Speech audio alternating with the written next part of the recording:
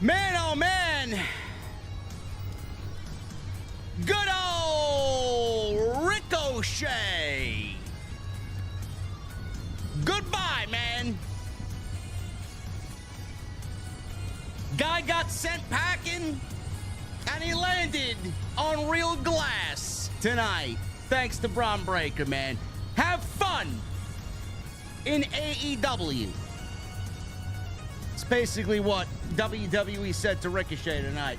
Ladies and gentlemen, tonight, Monday Night Raw, the go-home show for the Clash at the Castle this Saturday from Glasgow, Scotland. Major championships on the line. 3 huge championships on the line. We're going to talk about that tonight. We're going to talk a little Ricochet. And the real reason why he's leaving WWE, it's not that difficult to figure out. Liv Morgan. Oh, my goodness, man. Liv Morgan is going to wake up tomorrow morning with a bunch of angry virgins on her timeline asking, why wasn't it me? Because you're a fat slob who's never seen or smelled the scent of a woman. Sorry, man. That's all good old Big Dom over there, man. Fucking life of Dominic Mysterio flashed before his very eyes tonight, man. We're going to talk about it. We're going to talk about it. I can't talk about anything without a cold beverage. I don't give a shit what I'm doing. No matter where I go or what I'm doing, man, a cold beverage is necessary. That's why we're going to the beer garden, man. At least there's not going to be geeks in the community doing funny faces on their thumbnails. Hand me a fucking old-fashioned, and when I get there, I want to know, what the fuck are you guys drinking? I'll see you over there.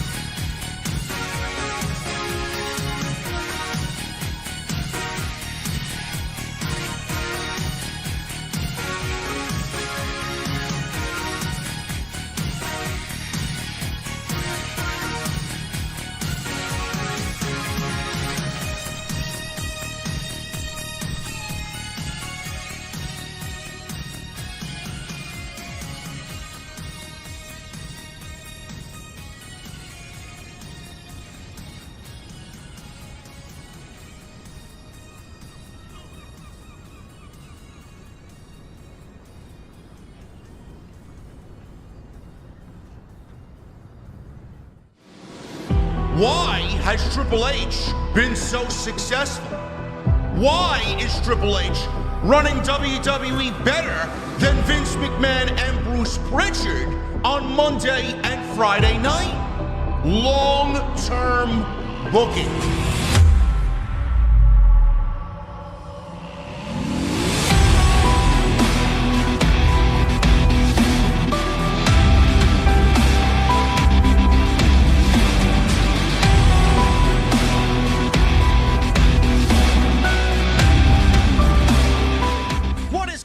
Thank you so very much for joining me right here on Off the Script. This is your Monday Night Raw post show for June 10, 2024. I am your host, JD from New York, as always, coming to you live from the OTS Beer Garden. Thank you guys so very much for joining me on your Monday evenings, wherever you may be. We got a serious problem, man. We got a serious problem. When I ask you guys, what the fuck are you guys drinking? Now, for all the audio heads out there that are listening on iTunes and Spotify and anywhere else the audio is uploaded, when I drive in the virtual Stang, which is actually the real Stang, and I ask you guys before I roll the window up, what the fuck are you guys drinking, man? I am very, very afraid of what I might get in the comment section. Some of you guys were saying Linda McMahon's bathwater. Why is that even an option for a cold beverage? Linda McMahon? Who would realistically drink Linda McMahon's bathwater? I don't know, man. You guys are fucking crazy, man. You guys are crazy. Dominic Mysterio is drinking something cold tonight, man. Where and with who? Nobody knows. Nobody knows, man. Here's a little spoiler. What would JD have done with the key? The answer is very simple, folks. I would have been in the hotel room well before the show was over. I mean, there's no right answer but that one, man. There's no right answer but that one. I swear to God, man. If Dominic isn't in that hotel room, somebody will gladly take his place, for sure.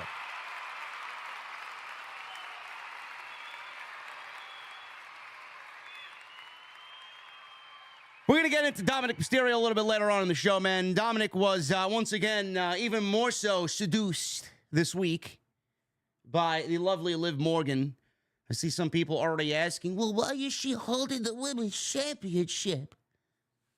How the fuck do you think she's holding the Women's Championship, man? There's only one answer to that question, too. What are you guys, stupid? You can't be that dumb. We'll talk Dominic. We'll talk about the seducing of Liv Morgan, once again, even more so than last week.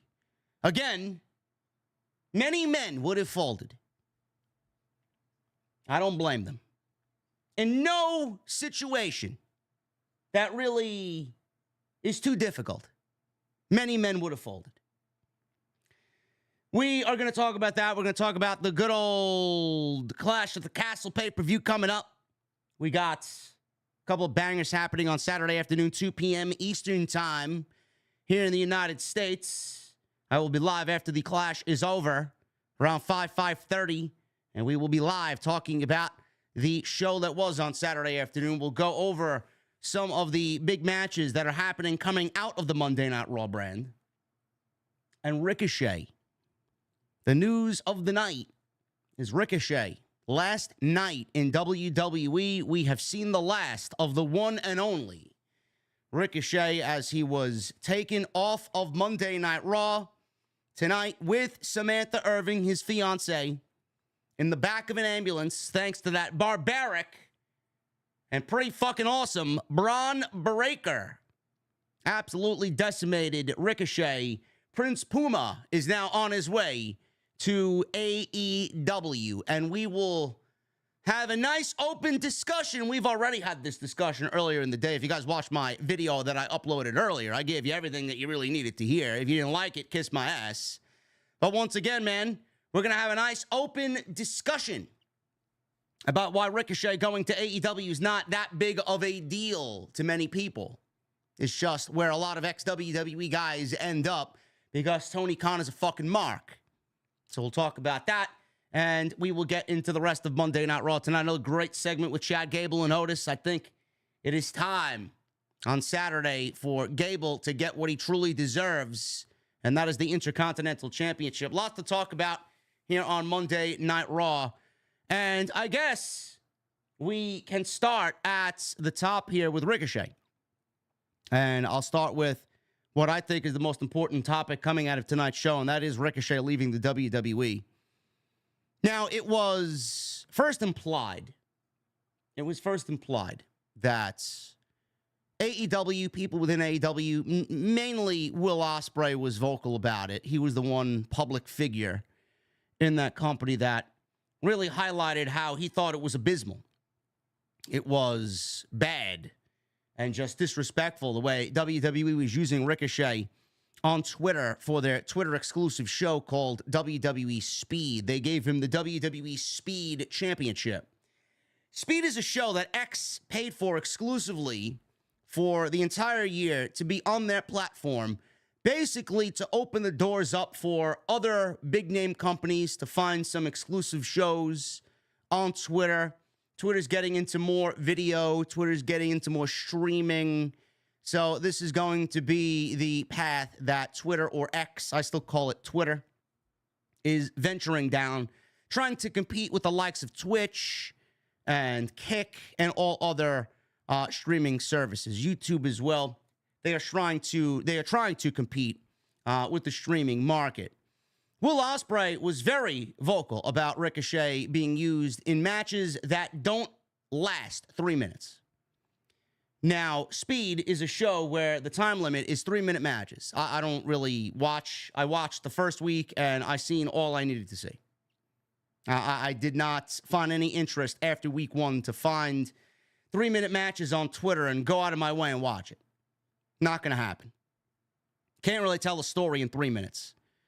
Will Ospreay said it was abysmal the way WWE was using the talents and the likes of Ricochet. He wants Ricochet to really bet on himself, or at least then he wanted, this was before Double or Nothing, wanted Ricochet to bet on himself, and he is wanting this match, or another match, a series of matches with Ricochet under the AEW flag. And I think that's where we're going, and that's eventually what we're going to end up getting. So it was implied by Will Ospreay that he wants that, and then we come to find out that Ricochet's name is among the list of people, or is on the list of people, that have contracts coming up within the WWE, a list that included Chad Gable, Becky Lynch, Natalya, Angel Garza, and I'm assuming there will be more names as the summer rolls on. But Chad Gable, Ricochet, and Becky Lynch were the 3 notable names on that list. Now, Solomonster and I talked about this on Tuesday Night Titans on Tuesday last week, and we went over all the contracts. Becky Lynch isn't going anywhere. Chad Gable, reportedly as of today, has opted to stay with the WWE. We don't know what type of deal he signed, what the terms of the contract are, but Chad Gable is staying with the WWE. I did not see Chad Gable going anywhere, as he's in the middle of a big storyline and in the middle of winning the Intercontinental Championship. I could see Angel Garza stepping away from WWE. I could see Ricochet stepping away from WWE, but Ricochet was also a name that I could see staying with the WWE. Natalya was on that list as well. I don't see Natalya going anywhere either. But Ricochet, 50-50 between everybody in the community. They could see him stay. He's a beloved figure backstage. Triple H loves him. His fiance works there. And then there were others that could see Ricochet leave and go and be what WWE would not allow him to be. And the rumor is that the news is rather, it is confirmed by Mike Johnson. He doubled down on Dave Meltzer saying that everything was up in the air. Mike Johnson today doubled down, tripled down on Dave Meltzer saying that Ricochet is as good as gone. He's not re-signing with the company. So whenever his contract is up, he will no longer be with the WWE, and he could show up on Dynamite the very next week. No 90 days will be attached to this. Ricochet leaving WWE is not a surprise. It may be a surprise to some. It's not a surprise. Would I have wanted him to stay? Honestly, I don't really give a shit one way or another. But I could tell you what I would do if I was in his shoes. It's the same exact thing that he's doing now. Ricochet is walking away from WWE. Ricochet came in. His star was as bright as anybody's in the NXT Black and Gold era. He stood out amongst everybody on one of the most loaded rosters that WWE has ever put together on NXT Black and Gold. He made himself the one and only. Nobody was doing what Ricochet was doing. And if they were, they weren't doing it anywhere near as good as Ricochet. Nowhere. Ricochet is a great talent. You can pinpoint his negatives. You can pinpoint what he doesn't do right. He does a lot of shit right. But everybody seems to pinpoint his promo ability. And that's fine. Not everybody's going to be a great promo. Not everybody needs to be a great promo to succeed. But in WWE, you need to have strengths in all those different areas. You need to be a 5-tool player. Now, Ricochet's talent was so great that he could probably get away with not being a great promo. I'm not talking about Ricochet needs to be a fucking MJF promo. I'm not talking that he needs to be a Cody Rhodes promo. But Ricochet's talent is so great and so far beyond so many people that he didn't need a great promo to succeed in WWE. NXT Black and Gold delivered Ricochet to the main roster on a silver platter. There was legitimately no one on the main roster doing what Ricochet was doing. Now, believe it or not, the Ricochet that we got in NXT and the Ricochet that we got on the main roster, it is not the Ricochet we got on the Indies. The Ricochet on the Indies went 110%, fucking balls to the wall. You're never going to see anything like it ever again. WWE Ricochet, he maybe gave you 50% of that. Maybe. He didn't need to do that in WWE. Plus, they wouldn't allow him to do that. You can give us here in Black and Gold a taste of what you used to do, but in WWE, we're going to work around that, and we're going to create you into a superstar. He didn't need to do all that fancy shit in WWE. Nobody was doing it. Nobody was doing it there. He can do just a half of what he did on the Indies and still be the one and only doing it in WWE. Where on the Indies, everybody was doing that type of shit to get fucking noticed. Who was doing what? Who was doing it better? Ricochet did it better than anybody. So when he came to the WWE, he didn't need to do that because literally nobody in that company was going to do what he brought to the table. So he already stood out on his own as unique in this environment, in this ecosystem. Ricochet was incredible on Black and Gold. Triple H delivered him to Vince McMahon, Bruce Pritchard, and John Laurinaitis on a fucking silver platter. I was hyped for Ricochet on the main roster. Very hyped. I'm like, this guy could be the next AJ Styles if you work with him, work on his weaknesses, because he's literally got everything else. He's got a great look. He's in tip-top, phenomenal shape. He's a fucking great in-ring worker. He makes everybody look better for it when they're in the ring with him. But the only thing that he didn't have was his promo ability. That was a big no-no for Vince McMahon. He was never going to get over with that administration with no promo ability. He started out all right. First couple of outings, he started out all right. And quickly, he settled into a role as a hand on the roster that could go in there and have great matches when called upon. Vince McMahon labeled him right out of the gate as someone who was never going to be a world champion, someone who was never going to break through those glass ceilings and grab those brass rings. And he settled into a mid-card role as a good hand on the roster when Vince needed something for the kids or needed something out of someone who can genuinely wow the audience. That's basically it. He was a fucking circus act. He was a gymnast in the ring for WWE when they wanted to pop the crowds or when they needed something spectacular on the show or they needed somebody to put somebody else bigger over. Ricochet wrestled their biggest stars, and he never had the opportunity to become a big star himself. That's all they seen him as. And that's exactly where he was going to stay, no matter if Vince was in charge or Triple H was in charge. But I don't want to sit here and tell you that Triple H gets a pass here. Triple H, there was nothing that Triple H could have done. So many reports back during the Vince era that Triple H was backstage as an advisor or someone who the roster could lean on to talk to. They could cry in this man's fucking arms. There was nothing that Triple H could have done while Vince McMahon was wreaking havoc on Monday and Friday night. Nothing. Triple H loved Ricochet. He would have given Ricochet anything.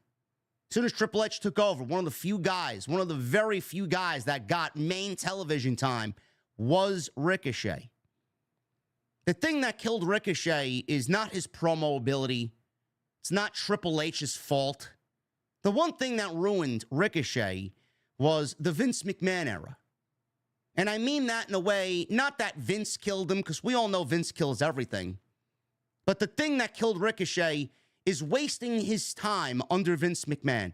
He wasted away for how many years under Vince McMahon before he got to Triple H? That's what killed him.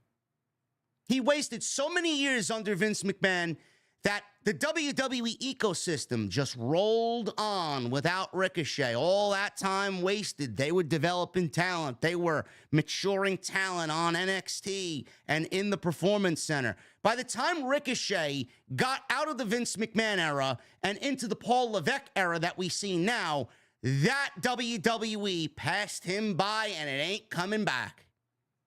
By the time Ricochet got to television, and by the time Ricochet got consistent television, Ricochet wasn't a fucking priority anymore. He was never going to be the guy that they leaned on. He was never going to be the guy to put a world championship on. He was never going to be the guy in the main events. Those spots are now in the hands of Bron Breakker, Ilja Dragonov, Tiffany Stratton, and all the other top priorities that WWE were molding in the time Ricochet was wasting his fucking time. That's what killed Ricochet. By the time we get to now, WWE has outgrown the likes of Ricochet. And Ricochet has certainly outgrown the likes of WWE. Now, I commend him for leaving. I commend Carmelo Hayes is another one. Yes, thank you, James Nation TV. Carmelo Hayes is another one. All these people have taken top priority over Ricochet. And they come at a cheaper cost as well. I have to add that because Ricochet was probably going to command a lot of money being a veteran of the WWE roster. And they are paying how much to Bron Breakker and Carmelo Hayes and Dragunov and those guys coming up from the NXT developmental system. They could have 3 or 4 different talents for the amount that they would have to pay Ricochet to stay. So how much is that a reason why they are opting to let Ricochet go when I know Triple H probably deep down doesn't want to let him go at all? Time passed him by. Again, I don't want to give this to Triple H and have it be a pass. To be fair, Triple H was featuring him consistently on television. Triple H was featuring him in somewhat of a major story. Probably one of the most exciting things about Monday Night Raw was the story Ricochet was in with Dragunov and Bron Breakker. He was never going to come out of that and be a world champion. He was never going to hold the WWE Championship. He was never going to hold the World Heavyweight Championship. He did what he needed to do. U.S. Championship, Intercontinental Championship, had a tag team with Braun Strowman, WWE Speed Champion. He did his thing on NXT. Had a match with Logan Paul, a couple of memorable moments in and around WWE. Big spot here, big spot there. That's what they used him for. He peaked in WWE. He was never going to be more than what you see of him now unless he left. And you know what? I commend him for leaving. He bet on himself. I will always respect someone who bets on themselves. Because I did it. I know how that feels. I know how that felt being held down. And I know how that fucking felt breaking out and just becoming something that you knew you could be. How many people look for new jobs because they're unhappy? How many people look for new jobs because they're unhappy, they're underpaid, they're not respected? There's no growth in the company that you're working for. I know you guys are watching me and you probably have dealt with the same thing. You're probably feeling the same thing right now. You're working for a piece of shit company or a piece of shit fucking boss who's promised you this and promised you that and it never comes. People you work with you don't like. The money isn't good. There's no growth. They don't hire from within. They go hire someone else. That's what Ricochet is feeling now. He took a chance and bet on himself. I will always stand behind people that do that. Mercedes did it. Doesn't matter who it is. I will always stand behind those people. Mercedes did it, and I commended her for doing it because I know what that company and her spot in the WWE meant to her. Now Ricochet is doing it.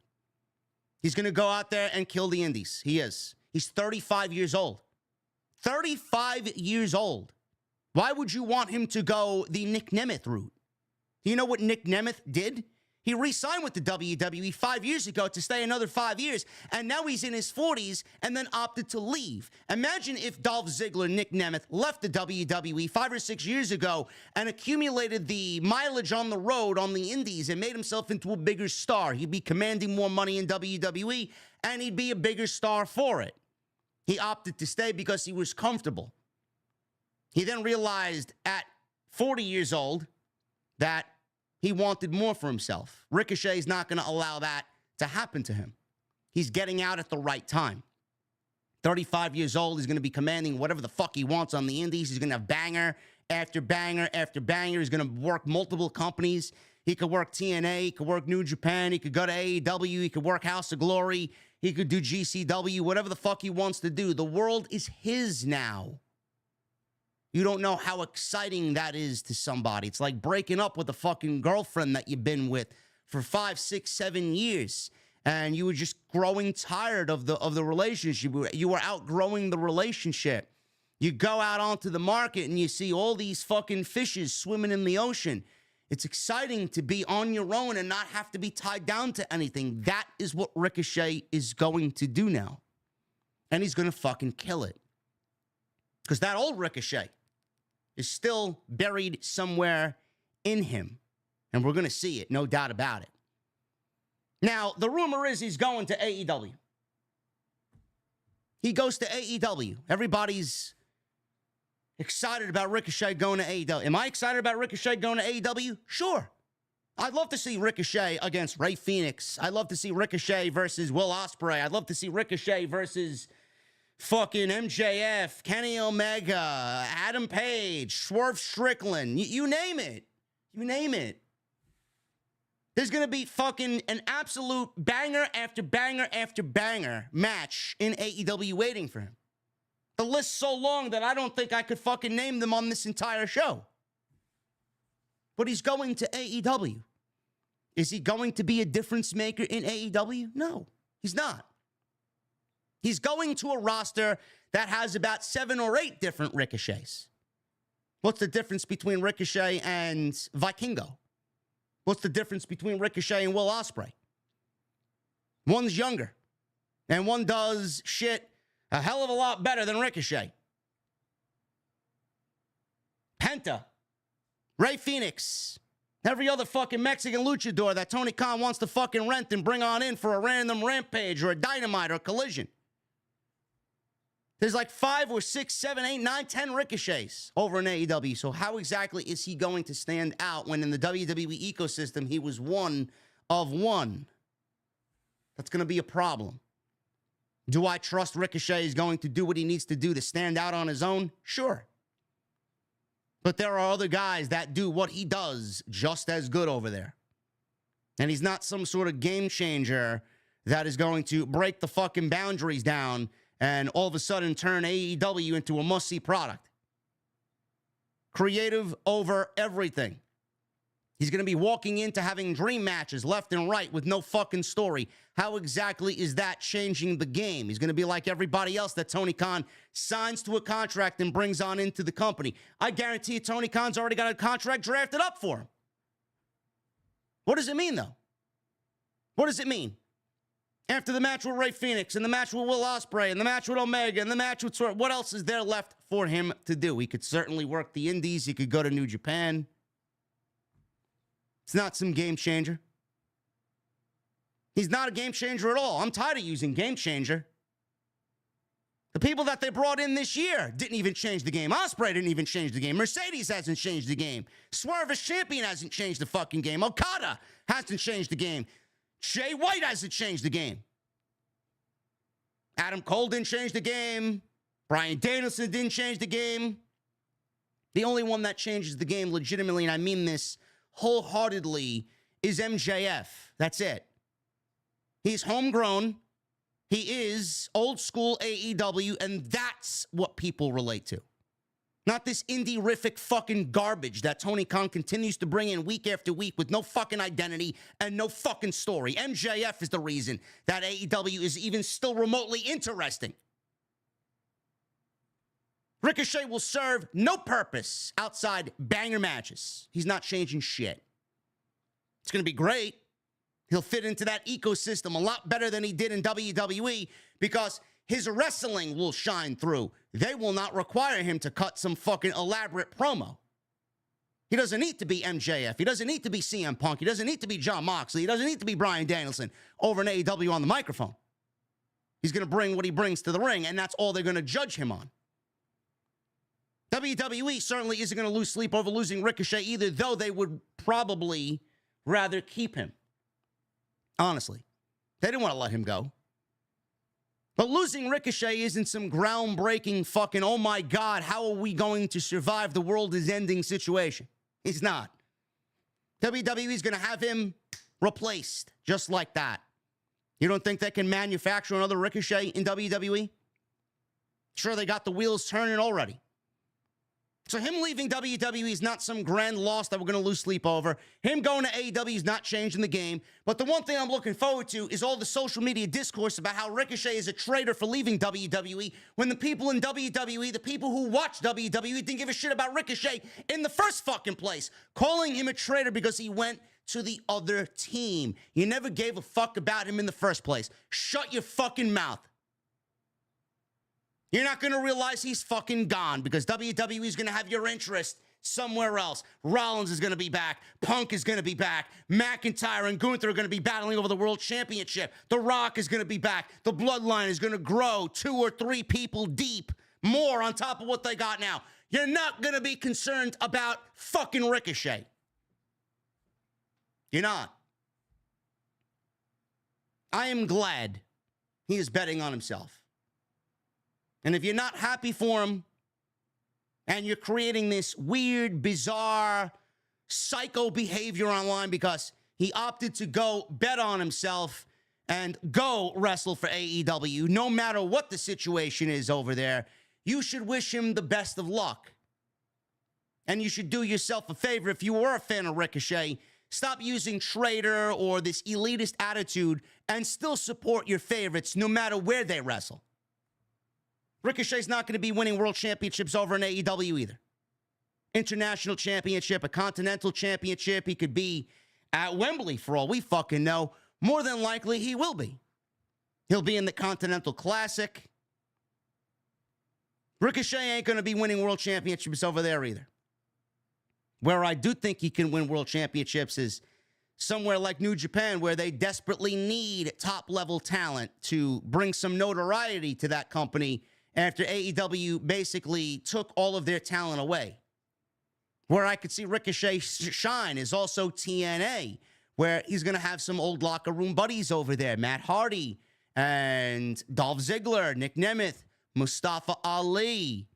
You don't think Ricochet could be the TNA World Heavyweight Champion? I know they would love to have him, and that's a place he could actually get his feet wet and do what the fuck he wants to do. He could absolutely be a world champion over there, and that's not a bad thing either. Because a lot of your favorites right now on WWE television have held the Ring of Honor, or not the Ring of Honor, the TNA World Heavyweight Championship. And look at where they are now. AKA Drew McIntyre. Ricochet will be fine. It's not going to be a game-changing situation for AEW, and WWE is not going to lose sleep over losing Ricochet. That's my thoughts on that. We're going to get into Monday Night Raw. I appreciate you guys very much. Thank you for tuning in tonight on the Raw post show right here on Off the Script. We're going to talk about Dominic and Liv Morgan. We're going to talk about Bron Breakker and him writing Ricochet off of television with a brutal attack. Loved every bit of it. And we will go over some of the Clash at the Castle happenings going into Saturday. Tomorrow, Solomonster and I will be live, episode 52 of Tuesday Night Titans. What the fuck are we going to talk about? I have no idea, man. I have no idea. It's been a very slow news week. I think we'll have Clash of the Castle predictions. We'll go over all the top feuds going into the show. We'll probably talk about Chad Gable. We'll probably talk about Ricochet. I don't know, man. It's tough. It's tough in these streets, man. It's been a dead month. Not a lot going on. So tune in tomorrow, 8:30. Make sure you guys go check out all the other content on the channel. There is plenty of it. Follow me on social media at JD from NY206. That's Twitter, Instagram, TikTok, and Cameo. Hit that subscribe button down below. Turn on the bell for notifications. Make sure you go and hit that thumbs up as well. Try for 1,000 likes. We got 2,500 people in here, man. 2,500 people and only 479 likes. That's a fucking problem. So make sure you guys go out and hit that thumbs up. I want to thank everybody that came out to the unbelievable House of Glory show that was on Saturday afternoon, Mike Santana's Puerto Rican weekend. Solid Monster and I had the absolute honor of calling what was probably one of the best House of Glory matches of all time, and probably a match of the year candidate in Mike Santana and Amazing Red. Unbelievable battle for the HOG World Heavyweight Championship. And you guys can watch it on Trillo TV Plus, powered by Fight. Thank you guys for all the support on that. Unbelievable show, man. The energy in that arena was unbelievable. Stop sleeping on Mike Santana, who probably will be the next TNA World Heavyweight Champion. Super chats are open. Get them on in. We'll hang out at the end of the program. And tonight's show is sponsored by my great friends over at Blue Chew. BlueChew.com. Code JD at checkout. Make sure you guys hit them up for your free sample. All you got to do is pay the $5 shipping and handling. Cody Rhodes is, in fact, on NXT tomorrow. I don't know why. Nor do I care, because I don't watch NXT. That's what Solid Monster and I will talk about as well. I did watch Battleground. I was quite bored with it. I thought it was a thumbs-down show, to be quite honest with you. I thought UFC Apex looked great, but the substance on the show did absolutely nothing for me whatsoever. Jordynne Grace and Roxanne Perez was a great match, though. Outside that, didn't give a lick of a shit about anything that happened on that show. Jason and I will talk about it tomorrow. Monday Night Raw starts off with Drew McIntyre. He makes his ring entrance, and he's in the main event of Clash of the Castle against Damian Priest for the World Heavyweight Championship. Who's ready for a new World Heavyweight Champion? As CM Punk chants rain down on Drew McIntyre. Will we see CM Punk in Scotland? I don't know. So he said, wherever Damian Priest goes, the rest of Judgment Day are scurrying behind him. As he leaned on the top rope, he continued his message towards the Judgment Day. Priest entrance theme interrupted, and he walks out with Finn Balor and J.D. Spicy McCrispy. Damian Priest told Drew McIntyre when he gets in the ring that he has his title shot at Clash, yet he's still out here making excuses before the match happens on Saturday. He said Drew told him last week he made this persona. He says that's because he makes Drew look stupid playing his own game. He said Drew just made it easy for him by saying he needs his cohorts to retain the title, or personal. He said on Saturday, he's heading into his territory in front of his people, and he's going to put him down. He says as much as he loves his crew, he doesn't need them or anyone else in order to be champion. These are words that are going to come back and bite Damian Priest in the ass one way or another. To me, when I heard him say that, I thought it was a foreshadowing of what's to come for Damian Priest. He says, as much as he loves his crew, he doesn't need them, and he doesn't need them to be champion. Okay. Please foreshadow the Damian Priest removal from Judgment Day. Drew said it was a fine speech, but he told Damian Priest that he hopes he enjoys his time with the title because it comes to an end on Saturday. Said the only chance he has is if these idiots help him. Priest interrupted and told him to give it a rest. Priest suggested that Drew go one-on-one with Finn Balor tonight in the main event. And if he beats Finn Balor, then the Judgment Day will be banned at ringside. Finn Balor looked at him like, are you sure about this? He said if Balor beats him, he gets to have his cohorts in his corner to have the honor and privilege of watching him beat Drew McIntyre in front of his family. Drew agreed to this and said he'll embarrass and humiliate him on Saturday when he remains champion. He asked for his music to be hit and then headed to the back. So, a couple positives here. One, I like that they put focus on this being the main event because Drew's from Scotland. I don't think Cody's being the main event on Saturday with AJ Styles. Drew McIntyre certainly is getting that main event. I like that they put focus and highlighted the World Heavyweight Championship right at the top, front and center on Monday Night Raw. I also like the fact that they had a built-in story that took you from beginning to end with the Judgment Day being put on the line in the main event. If Damian Priest wins, Judgment Day stay in his corner. But if Finn Balor loses, then they will not be allowed at ringside during the main event at Clash of the Castle. I like that because it opens up now a whole new unpredictability to it, whereas Damian Priest uses the Judgment Day any chance he gets to get ahead, get wins, and ultimately retain the title. Now this is going to spark the discussion of, is Drew McIntyre going to walk out of Clash of the Castle with the World Heavyweight Championship? Listen, this may be a hot take. This may be a hot take, and it may be outlandish for me to say this because, it makes no sense to put the championship on him somewhere else but Scotland. But I honestly think that Damian Priest walks out of the pay-per-view on Saturday afternoon, still the World Heavyweight Champion. I think this opens up the door for CM Punk to be in Scotland, and I think Punk ruins McIntyre once again. That's what I think. How and why and how we get there, I don't know. But I'm making a very bold prediction. I think that Damian Priest retains the World Heavyweight Championship. Even in the absence of Judgment Day not being at ringside, I think Punk is going to play a factor. It's just setting itself up for that to be the case. With Finn Balor losing tonight, that sets itself up for Punk to show face in the main event. I'm looking forward to it because I genuinely don't know. I could absolutely see WWE giving the title to Drew McIntyre. In fact, I wouldn't be surprised at all if it does happen. But I also could see Damian Priest retaining the title as well. And I think that WWE World Heavyweight Championship is going to come into play on Damian Priest being removed from the Judgment Day. So we'll see what happens there. Dominic Mysterio. He walked into the Judgment Day headquarters, backstage, and Liv Morgan was sitting in his chair with her legs kicked up on the table in this very seductive sit-down pose that she was doing. Dom said, no. Every male with a cock and balls between their legs is saying yes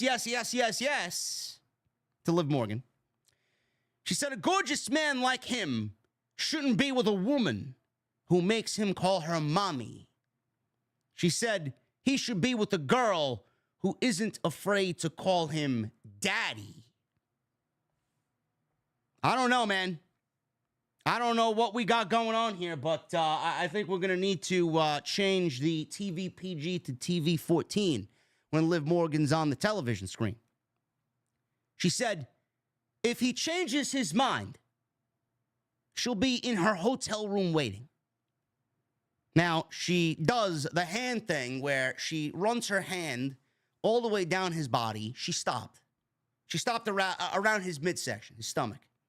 She's got the hotel key card. She slips the hotel key card in between his pants.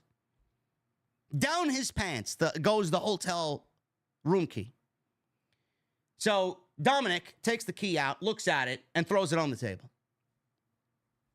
Now, I don't know what anybody is doing in this moment. If you are in Dominic Mysterio's shoes and Liv Morgan hands you the hotel room key and basically says that she wants to be dominated and she wants you to call her whatever she wants, and she wants to call you daddy, I don't know, folks. I don't know exactly who's going to decline this offer.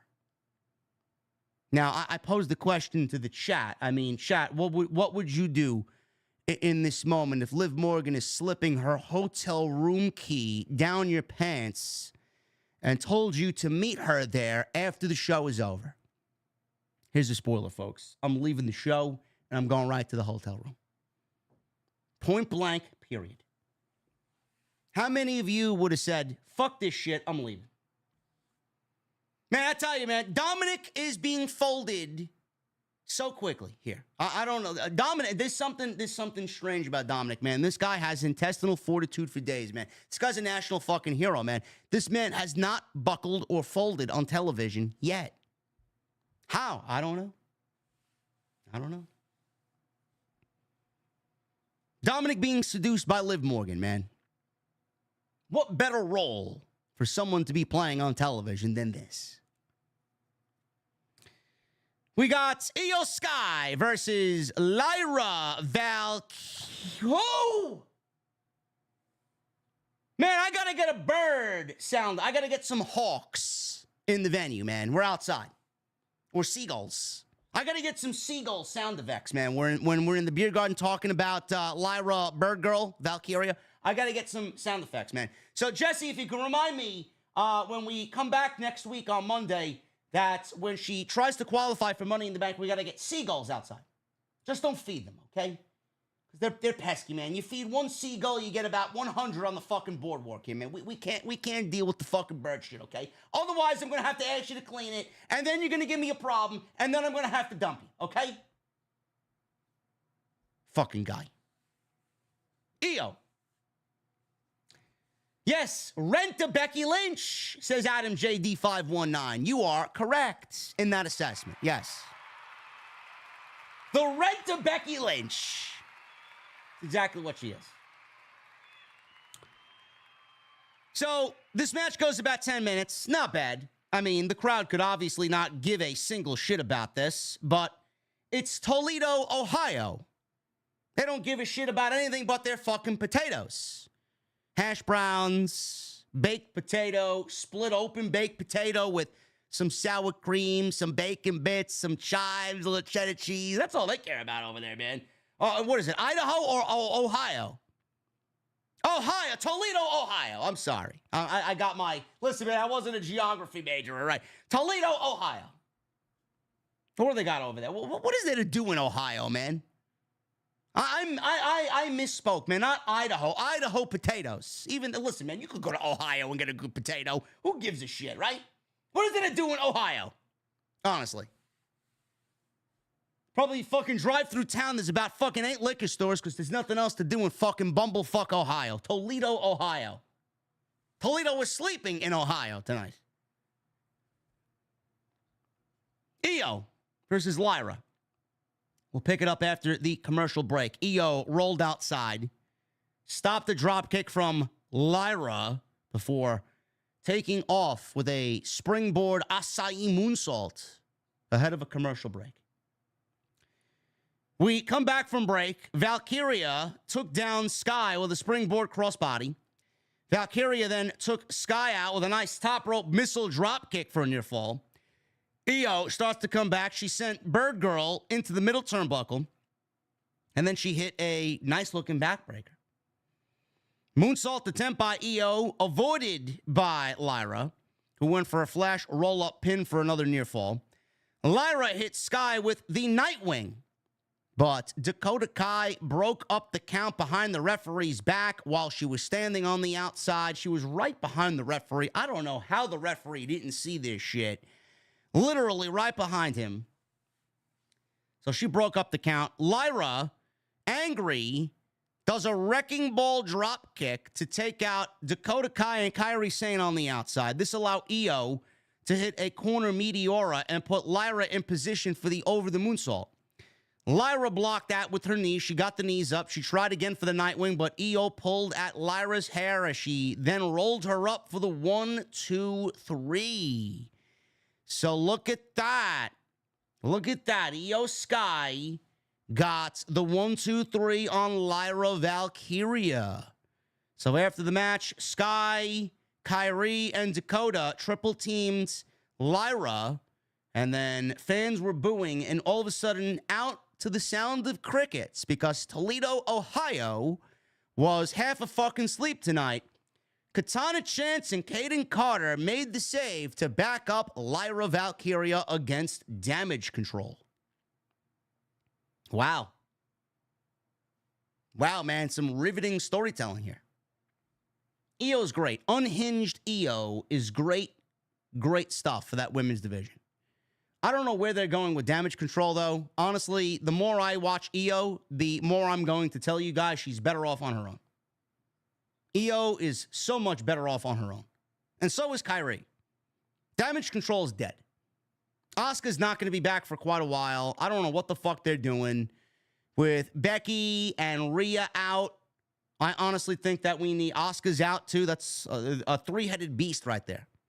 I honestly think we need to come up with a plan B here and get some of the top-tier talent that you put in one group, split them away from that group, and have them go solo. Unhinged Iyo in NXT was great. Let's get back to that. I think that's where they're going with this. Carlito. He's backstage. He joined JD McGriddle, Balor, and Dominic, who's still contemplating the hotel room key situation.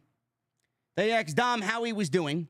Dom said he told Liv to leave him alone, but she visited him earlier and gave him her hotel room key.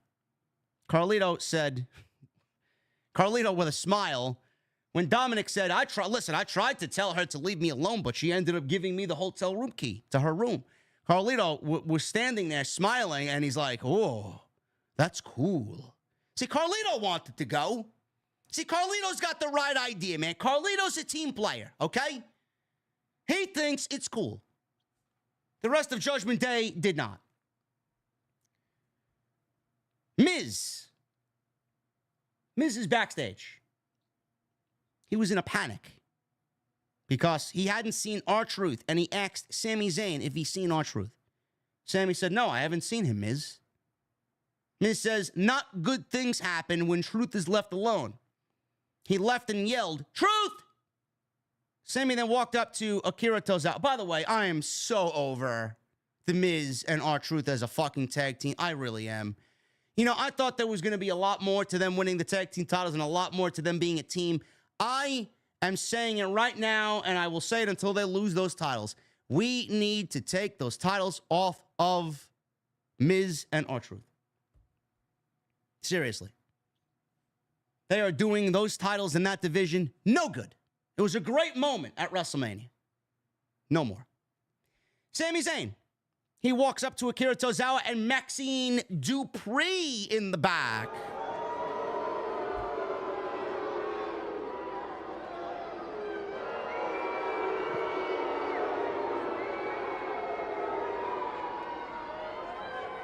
Guys, you gotta settle down. You gotta settle down. You gotta settle down, man. Why are we booing Maxine Dupree?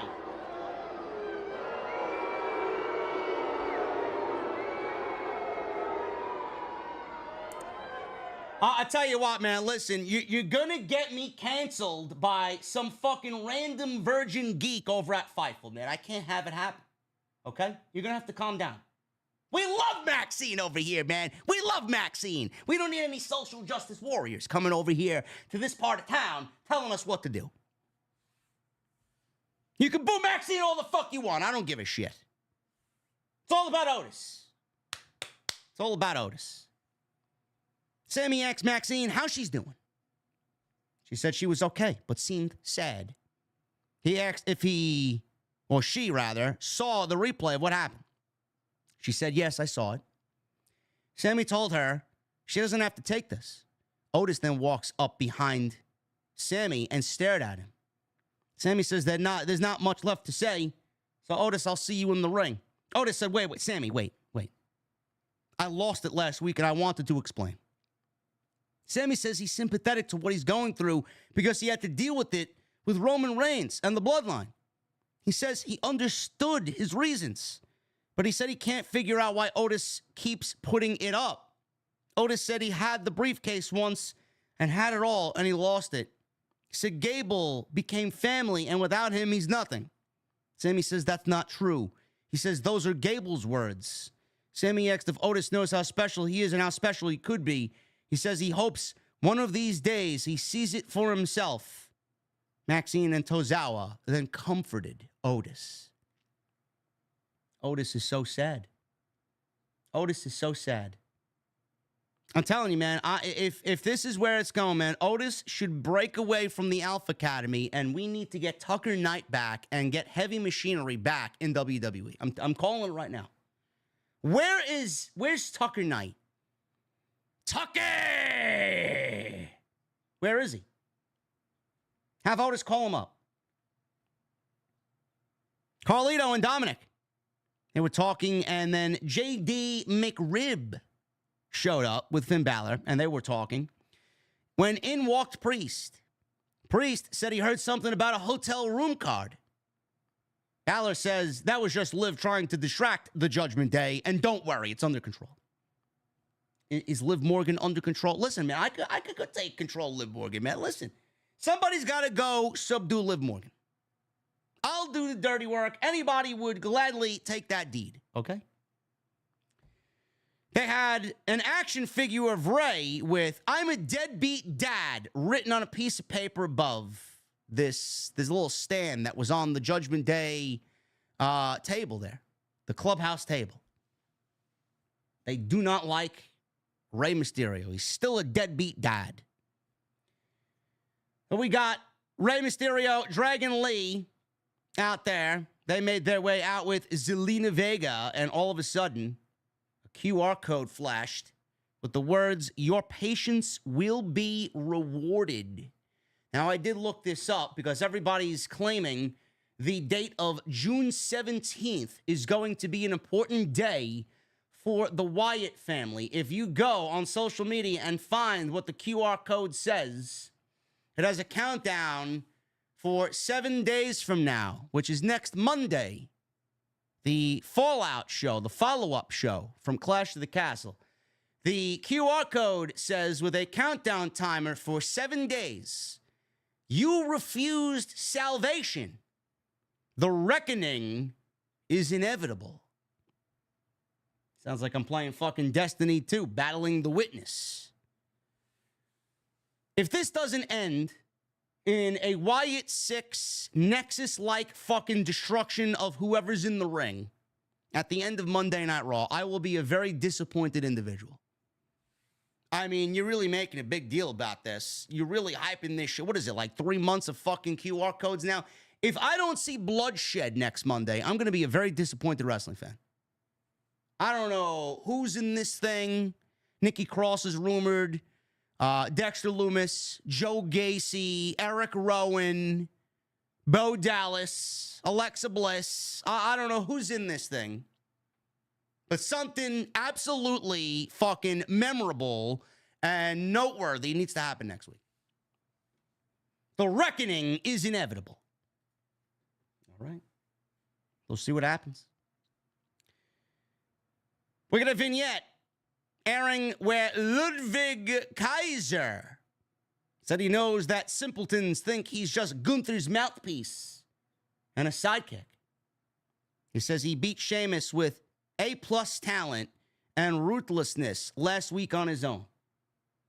Go ask Sheamus how it was possible for Talking Doll Ken to destroy his knee.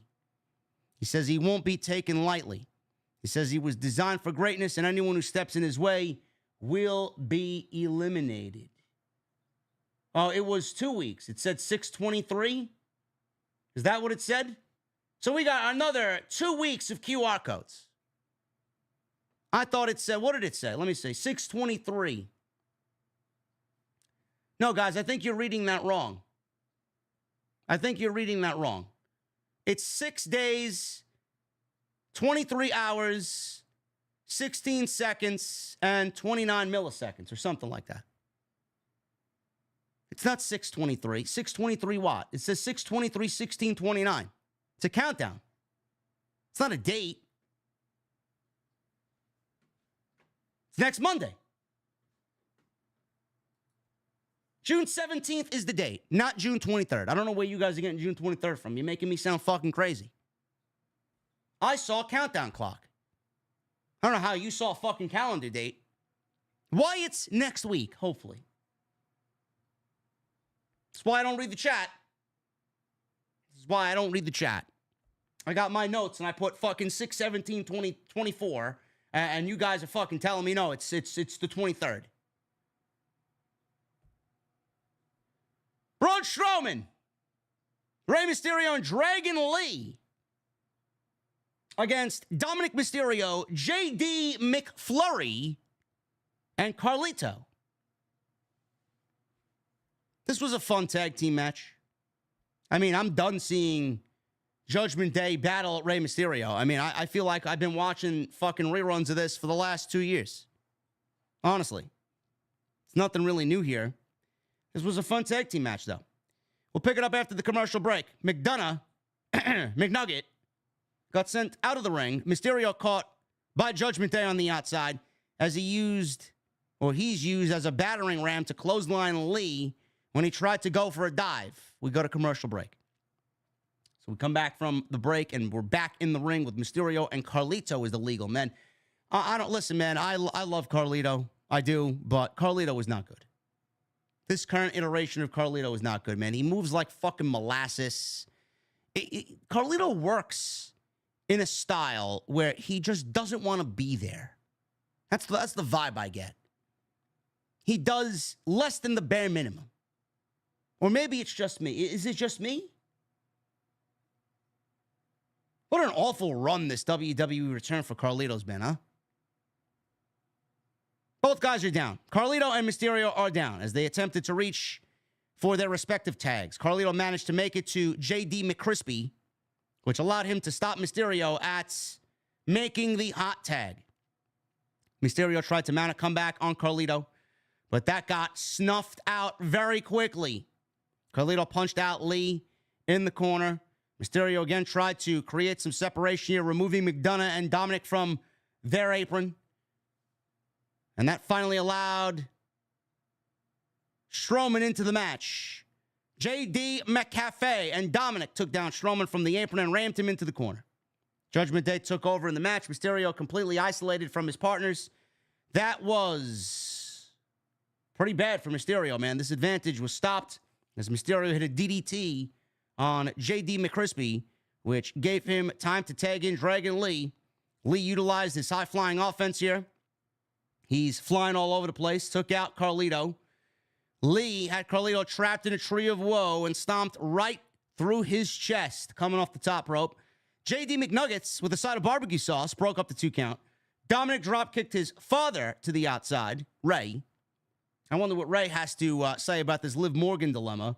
And his attention was then caught by Liv Morgan, who was on the apron. So this is where Dominic, in the eyes of the IWC faithful, became the luckiest man on the face of the earth tonight on Monday Night Raw. Dominic tried to shoo away Liv Morgan, which I don't know why anybody would want to do that, but here he is shooing away Liv Morgan. Cute little blonde. Hey, get out. You can go away, man. I don't want to see you. But she got sent into Dominic after Zelina Vega shoved her off the apron. So while Morgan flew off the apron, she landed in the arms of Dominic. Dominic was laying on his back, and Liv Morgan was straddling Dominic atop him, riding cowboy position. There you go. Liv Morgan was riding the bull on Monday Night Raw. Liv Morgan made a lot of virgins out there very, very jealous, man. A lot of people trying to hit up Liv Morgan's DMs, man, tonight. Why can't it be me? Why can't it be me? I love you, says the random geek, pimply-faced virgin slob who hasn't seen a fucking gym in 10 years. Yes, thank you. Thank you. You're not Dom. You're not dirty Dom. Move on with your life, man. Seriously. I don't know, man. Imagine what's happening when WWE goes to Netflix. Imagine when we get to Netflix, man. Oh, my goodness. I don't know. I don't know if Liv Morgan's going to be playing this seductive role when we get to Netflix, but right now we got to enjoy it. So Dominic tried to restrain himself, which, believe it or not, he did immensely. I don't know how. I don't know how this guy restrained himself. So at this point in the match, things broke down. Strowman finally got tagged in. He ran through Judgment Day with the Strowman Express. Whee! The Strowman Express! Fucking ran around the ring, Choo Choo, Strowman Express. Crowd popped big for this, man. They love the Strowman Express. I don't know what type of cold beverages they're serving on the Strowman Express, but I don't want to be part of it. So we ran everybody over. Power slam by Strowman, followed by Dragon Lee leaping off of Strowman's shoulders, just like Ricochet used to do when they were a tag team. Big splash on Carlito, 1, 2, 3, and the Mysterios, or the LWO, I should say. I guess Dragon Lee could be considered Ray's new son, being that his real son is with the Judgment Day. Dragon Lee, Rey Mysterio, and Braun Strowman win over the Judgment Day. There you go. Fun little match, but the situation between Dominic and Liv Morgan obviously took top priority, center stage here in the match, and it's a little bit more intriguing. I like it. Now, this was the last run-in that we saw with Liv and Dominic. I like where they're going with this, man. I don't know where they're going with it. It's entertaining television. I'm having a fucking blast with it. Honestly, I love making the wisecracks and the jokes about it. I think it's great stuff. Listen, I know a lot of people are asking, well, why is Liv Morgan the champion? She could play this role without being the champion. It's all about Rhea Ripley. She's only holding that championship warm until Rhea Ripley gets back. Would you rather see Liv Morgan wrestle in a nothing feud with no heat, or would you rather see this? Because I would rather see this. And she's doing a great job at it. She's a believable part of what's going on here. And Dominic, no selling it, or you see Dominic some weeks give you a nice sarcastic smirk. Who knows what he's thinking? Who knows if he's done anything? Who knows if he's gone to the hotel room? Did he? We're all wondering. I like it. Much better than seeing Liv Morgan in a nothing feud with fucking Renta Lynch. Lyra Valkyria. Moving on. Ricochet. He gave Ilja Dragonov a pep talk backstage. Dragunov said there is a danger. And then there's Bron Breakker at another level. Dragunov says he'll slay that dragon. He says he wanted to face Ricochet in a rematch after beating Breakker. Yeah, well, good luck with that, man. Unless your contract's up, too, and you're headed to AEW, I don't see that being in your future. Dakota Kai and Kairi Sane, they were in the back, asking Iyo Sky what happened out there. Sky flipped out, screamed, and said something needs to change about damage control. Yeah, they need to break up. We need to move on from the group altogether. Sami Zayn. He made his way out to the ring, and he's going to talk to us before Clash of the Castle, before he gets into his match with Otis tonight. He thanked the fans for cheering him. He says it's been a messed up couple of weeks. So the rivalry started extremely personal and then went down these strange roads with dirty attacks and manipulations. He vowed to beat Gable at Clash of the Castle and put an end to this once and for all. Says there's no more dealing with the manipulative, abusive psychopath that is Chad Gable. Gable interrupted. Said this was typical Sami Zayn, tearing down everything else and trying to write himself as a superhero. He says it's pretty pathetic. He says Sami is the manipulator, not him. Don't worry about the Academy, says Gable. We're good. They trust their master. They trust my methods. Actually, we're quite happy, come to think about it. Gable, obviously, saying what he needs to say to further manipulate his pupils. Sami asked if he's out of his mind. Are you out of your mind? He told Gable to turn around and see if Tozawa, Maxine, and Otis look happy. They were all frowning. He turned around and they were all frowning. Sami says they won't be happy until they leave Gable's side. Gable said nobody's leaving anyone's side. He told Sami they're family and families stick together no matter what. He says they'll be with him on Saturday at Clash. He says he's going to unleash a version of Otis who obeys him and doesn't care who he hurts. He then sent him to the ring. So we got Sami Zayn and Otis in a match. If you thought this match was going to go 10 minutes, you are sadly mistaken. This went about 2 minutes. 2 minutes. So we go to commercial break. We come back from the break. The bell rings. Otis beat up Zayn in the corner. Gable's on the outside yelling at Otis, ordering him around. Otis went for a running splash on Zayn.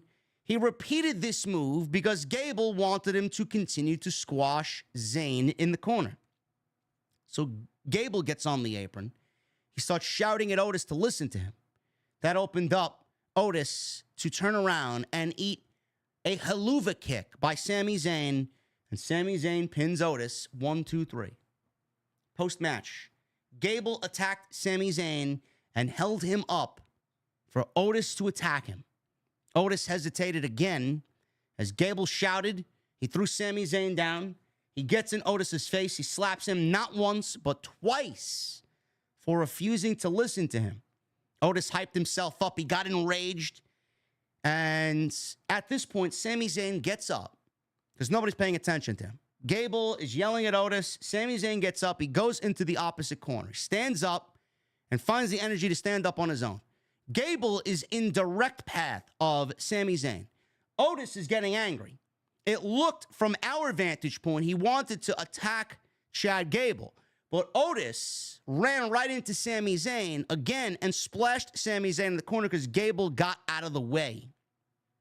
And then after that, Gable is laughing and smiling.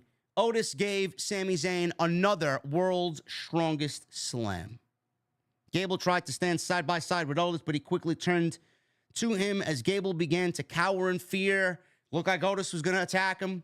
Otis raised a fist and stopped himself before he hit Gable. He looked more conflicted than ever before. It's probably going to end up happening at Clash, where he turns on Gable. Now, again, I'm not even sure if that's the case, because one would have to think that Gable's going to win the Intercontinental Championship. Two things happen. One, Gable wins the Intercontinental Championship while Otis turns on Gable at the pay-per-view, proving to everybody that he didn't need the Alpha Academy to win the Intercontinental Championship, and he'll have them replaced on Monday. Or Otis helps him win the Intercontinental Championship, and then Gable and Otis go to Monday, and Otis turns on Gable on Monday, which I don't think is the likelihood of that happening. I don't think that's the likely scenario. I do think that we get the turn on Saturday, because in front of that crowd, in that place, on that show, there's no better way to do it. Because everybody in that arena, the 20,000, 30,000, however many thousand that are going to be there, they are all going to be so pro-Otis, it's going to be chilling. Gable should walk away the Intercontinental Champion. I think a title change needs to happen on Saturday. I thought this was great. This is easily the best story on Monday night. It's got very similar stylings to what Sami Zayn went through in the Bloodline. It reminds me of the Bryan Danielson or Daniel Bryan, him being in the Wyatt family situation. I like it. It's such a simple story to tell with Otis, and it's gotten Gable more heel heat because everybody loves Otis. Otis is more over. Sami Zayn's playing the level-headed mediator here who sees what's going on from the outside looking in. I love it. It's great. It's just so simple of a story to tell, and everybody's really buying into it, and the payoff's going to be fantastic. And I hope the payoff benefits everybody. Gable the champion. Sami Zayn doesn't lose much by losing the title, and Otis turns on Chad Gable and becomes his own man, while Gable replaces the Alpha Academy with the Creeds. I hope everybody wins here. Love it. Miz finally found R-Truth. I don't know why. I was very disappointed when he did find R-Truth. He asked Sonya Deville where R-Truth was. She hasn't seen him. She pointed towards that way. I seen him a couple hours ago. Go that way. Truth, all of a sudden, shows up out of nowhere. He says he was in a meeting with a fortune teller, and they have a tag team title defense tonight. Truth says it's written in the stars, and it's their destiny. He says they're facing APA, Farouk, and John Bradshaw Layfield, JBL. Miz says, what are you talking about? We can't fight them. Truth told Miz not to be scared. Truth says he sees unicorns. Miz told Truth that fortune tellers aren't real.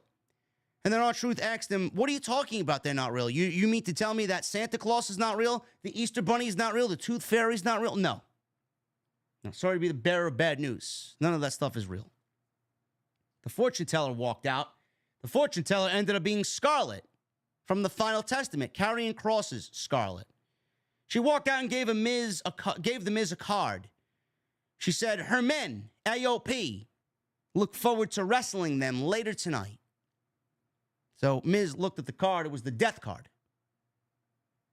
Hopefully this spells the end of their tag team title reign.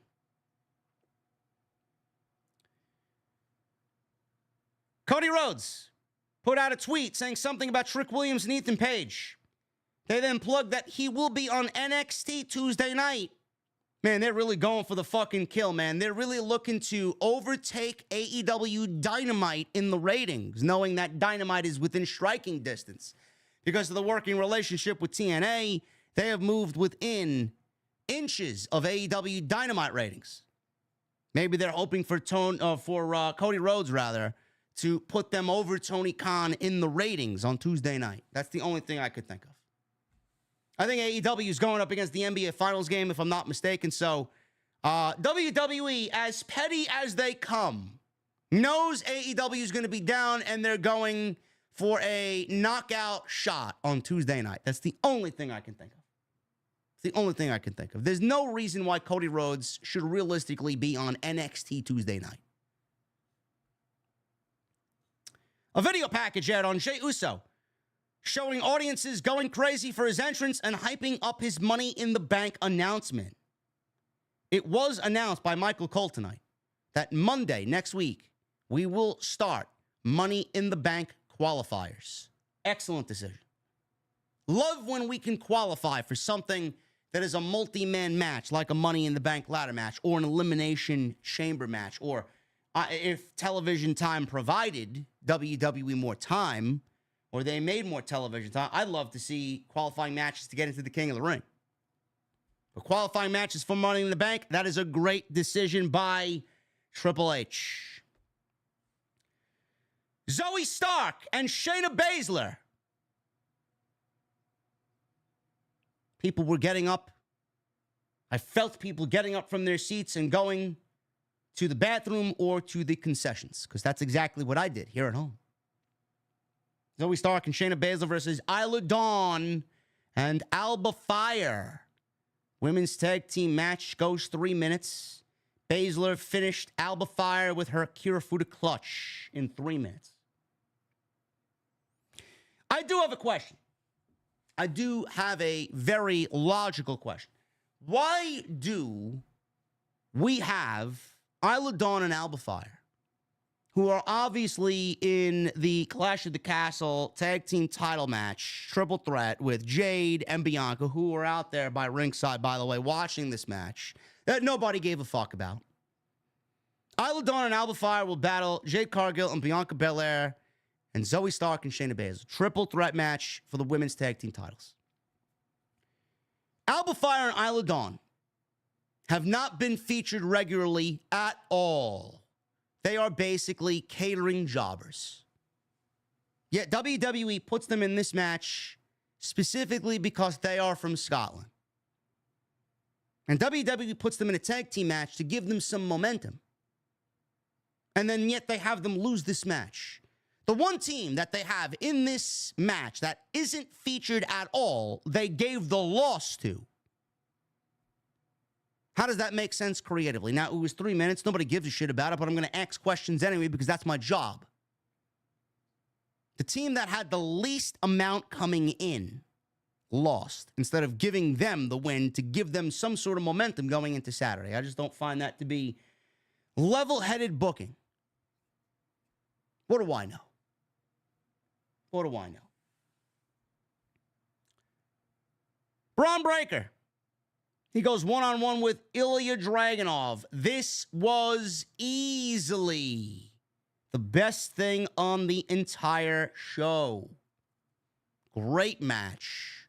This was a PLE/pay-per-view because they're the same fucking thing.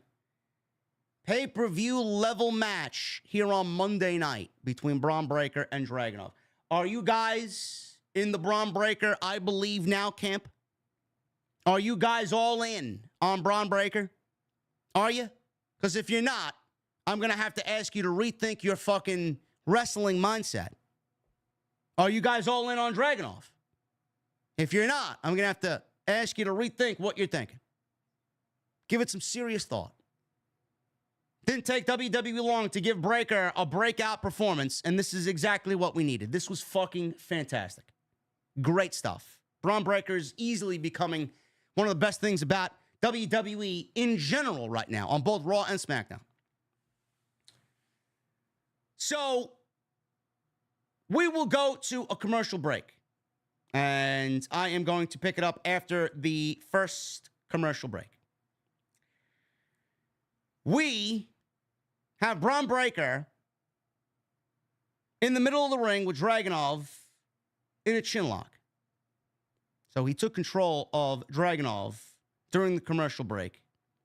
Dragunov was on the outside. Breakker stopped Dragunov's momentum by sending him through the middle rope, choked him out on the middle rope. Nice slingshot effect there, and Bron Breakker took control. Settled into a chinlock. Dragunov fought out of it. Got dropped with a standing power slam by Bron Breakker, which looked nasty, right on his shoulder. 2 count. Breakker continued. He continued to attack the back of Dragunov, even attacked Dragunov's head with repeated strikes, and then went right back to the chinlock. Dragunov got out of this, booted Breakker in the head. Dragunov went on some offense here with some multiple clotheslines, and then landed the Constantine Special on Bron Breakker. Dragunov dove off the top rope with a knee to the forehead of Bron Breakker. German suplex barrage here by Dragunov. Hits 3 of them. Gets a close near fall on Bron Breakker. So Dragunov has Breakker up in a powerbomb. Breakker fights out of the powerbomb attempt by Dragunov with a back body drop. Dragunov lifted Breakker up on his shoulders for a Death Valley driver right into the bottom turnbuckle. Breakker stunned now in the corner, reeling. Dragunov went for the top rope. He jumps off and delivers a coast-to-coast drop kick on Bron Breakker. And then he goes up top again. Diving senton splash by Dragunov. Goes for cover. It wasn't enough. Only a 2 count. Dragunov gets a full head of speed. He got his head taken off by a Steiner line by Bron Breakker. That's his vicious clothesline. Another spear attempt by Bron Breakker. Got stopped, this time with a knee by Dragunov, who then caught Breakker with the H-bomb. Action now on the outside. Dragunov kicked Breakker over the commentary table. Such a kick with momentum, he flipped over the commentary table. Dragunov attempted a suplex, but Breakker blocked it and dropped Dragunov ribs first onto the edge of the table. This looked like it fucking sucked. Bad.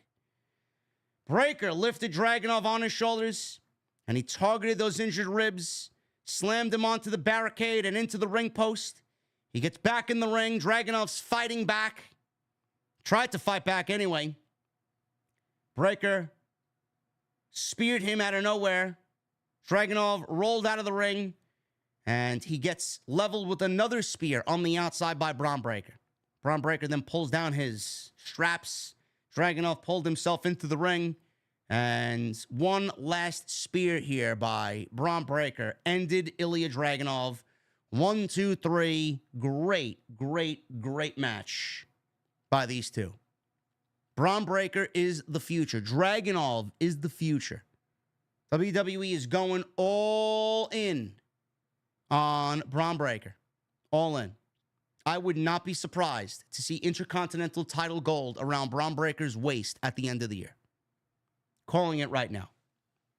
After the match, Breakker tried to hit another spear on Dragunov through the barricade, but all of a sudden, Ricochet jumps from the crowd and jumps off the barricade with a diving kick and saved Dragunov from impending doom here. So Ricochet, after the backstage promo where he wishes he wrestles Dragunov once again, comes out to save the day. This would prove to be a terrible mistake for Rick O'Shea. Excellent match between these two, Breakker and Dragunov. I did not have my attention anywhere but what they were doing in the ring. And again, the whole angle between these three guys I've been enjoying, man. This is great stuff. A mid-card feud, a secondary feud from the top that doesn't involve a championship. Love it. It's what needs to be done. Not only in WWE, but in AEW too. The Judgment Day. They were all huddled together discussing Liv Morgan and the hotel card she left for Dominic. Priest said that he trusted Dominic to take care of business and put his foot down again with Liv Morgan. Now, while the group was fist bumping one another, Finn Balor took Liv's card and put it in his pocket while no one was looking. Finn's having a crazy night with Liv Morgan, apparently. I wonder what's going to happen next week in regards to this situation. It's the little things that matter, man. It's the little things that matter. Sheamus and Drew McIntyre were backstage talking about their future plans. McIntyre told Sheamus to be there for Saturday as he looks to become the World Heavyweight Champion. Sheamus talked about how Ludwig Kaiser had the mother and father of all receipts coming to him after last week and that he was ready to win Money in the Bank. So it looks like Sheamus is going to qualify, Kaiser's going to qualify, and Jey Uso's going to qualify for Money in the Bank just based on who has already mentioned Money in the Bank. McIntyre then said Sheamus had better warn him in advance of a cash-in should he win the briefcase. So the two men agreed that it would end up being banger after banger after banger if they met with the title on the line. I'm sure it would be. I'm sure it would be. Awesome Truth, R-Truth, and The Miz defended the tag team titles against Akam and Rezar of the Authors of Pain. I don't know why we needed to see this. I'm all but done with Miz and R-Truth as champions. So, Miz and Rezar opened the match. Before the match started, Final Testament's been pursuing Xavier Woods. We don't know why yet. Apparently, they feel like Kofi Kingston abandoned him and that Xavier Woods would not feel abandoned in the Final Testament. I don't know. Don't you feel like creative has abandoned the Final Testament? So how exactly are they going to make Xavier Woods feel less abandoned? I don't know. Miz and Rezar opened the match. Akam got tagged in. AOP had the upper hand. We go to a commercial break within 60 seconds of this thing. I don't really give a shit.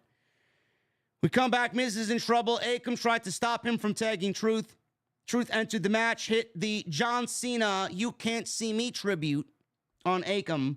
Rezar got thrown over the top rope as Miz and Truth tried to go for the double five knuckle shuffle. Scarlett's distraction allowed Karrion Kross to pull down Miz and Truth.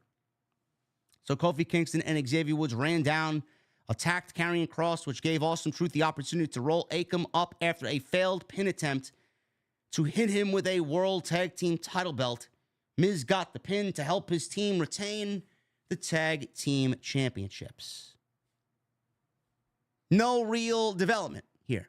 Outside of Final Testament saying that Kofi Kingston supposedly abandoned Xavier Woods and the New Day basically attacking Karrion Kross.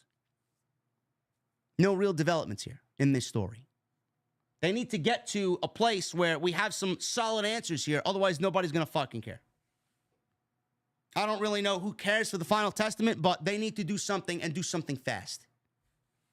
Because this story doesn't have any real legs to stand on.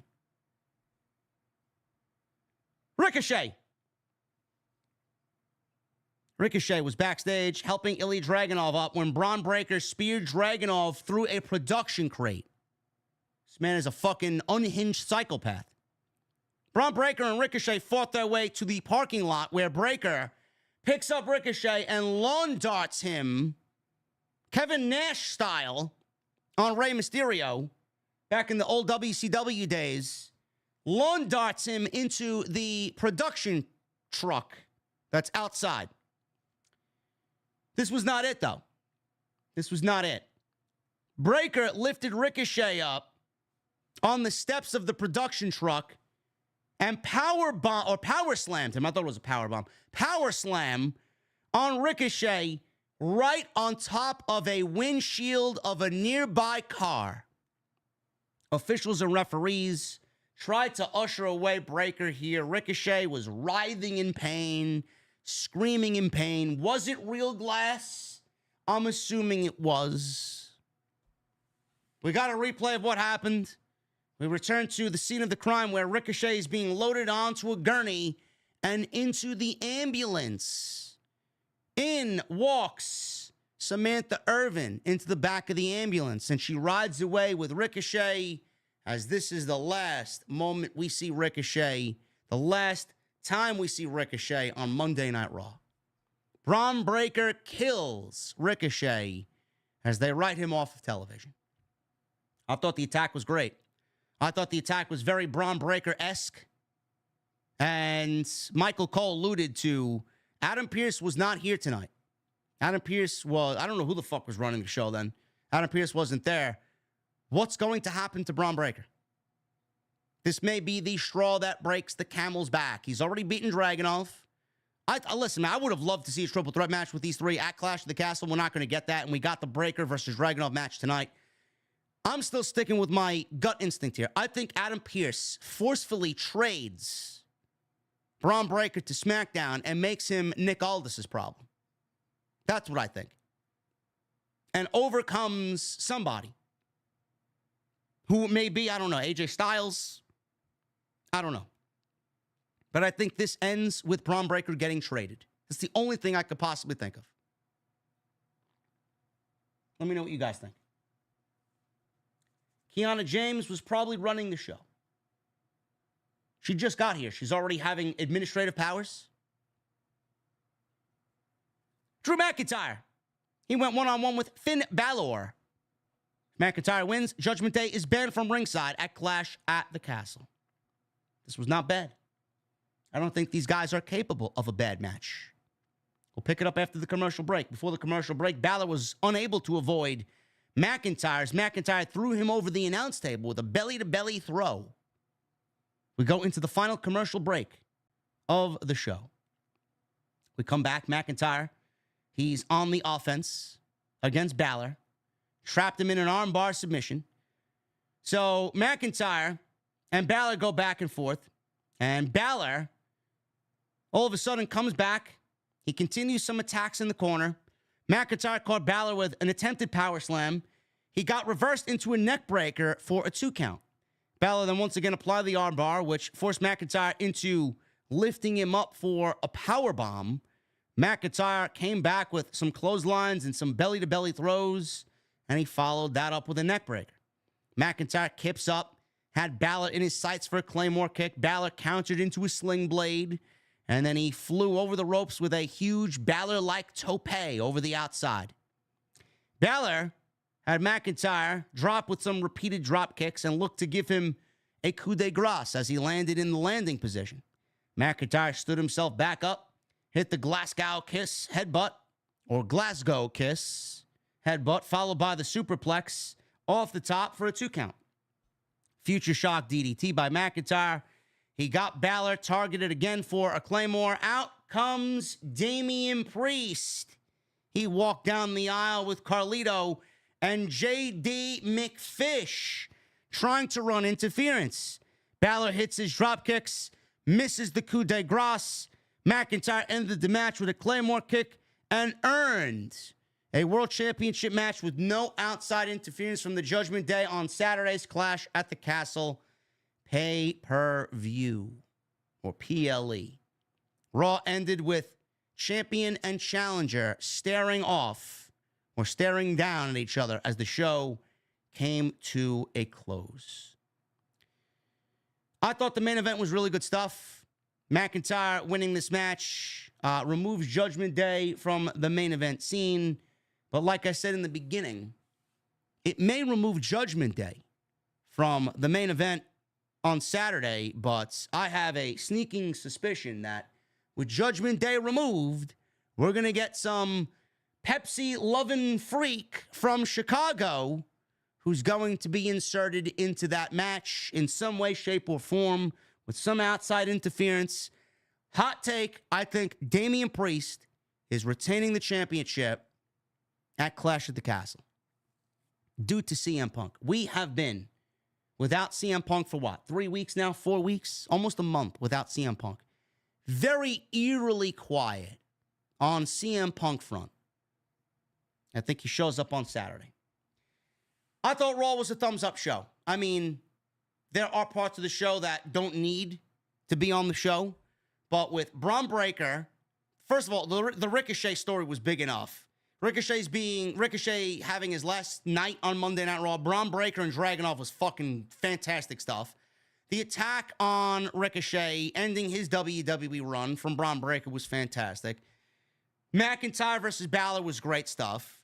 We got Liv Morgan seducing Dominic Mysterio with the story throughout the show of Liv Morgan seducing Dominic to a point where she left him her hotel room key for Finn Balor to then sneak take it away from everybody else. We got some good stuff happening on Monday Night Raw. It's not the greatest show, but the stories that they're telling on Monday Night Raw are a hell of a lot better than what's happening on Friday. SmackDown is fucking, it just feels lost on Friday. There's nothing happening on Friday that is even worth talking about. Honestly. I think it's a thumbs-up show. It's not the greatest show, but I thought Monday Night Raw, with the stories that they're telling, some good stuff happening on Monday night. Thank you guys for all of your support here on this Monday, June 10th.